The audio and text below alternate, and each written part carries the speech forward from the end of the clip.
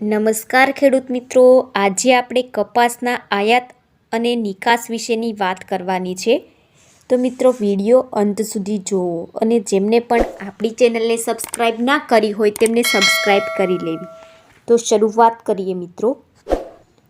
છેલ્લા 4-5 વર્ષ પહેલાંની મિત્રો જે સ્થિતિની દૃષ્ટિએ આપણે આજની નિકાસની વાત કરીએ તો રૂની આયાત હતી એ 30થી 35% હતી, જે છેલ્લા 2 વર્ષમાં પરિવર્તન આવ્યું છે. જેમાં મિત્રો રૂની નિકાસની વાત કરીએ એમની સરખામણીએ 60% રૂની આયાત કરી છે અને આ વર્ષે મિત્રો તે સ્થિતિ વધારે ચિંતાજનક જોવા મળી છે.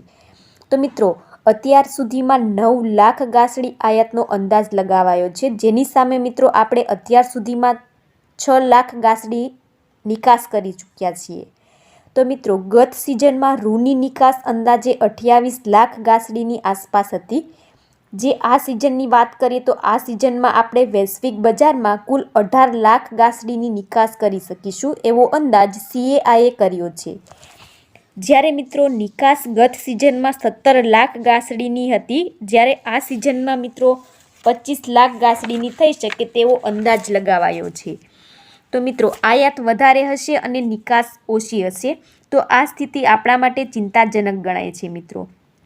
કારણ કે ગત સિઝનમાં 325 લાખ ગાંસડીનું ઉત્પાદન થયું હતું અને મિત્રો આ સિઝનમાં રૂ ઉત્પાદન 7% ઘટીને 302 લાખ ગાંસડી થશે તેવો અંદાજ CAIએ લગાવ્યો છે.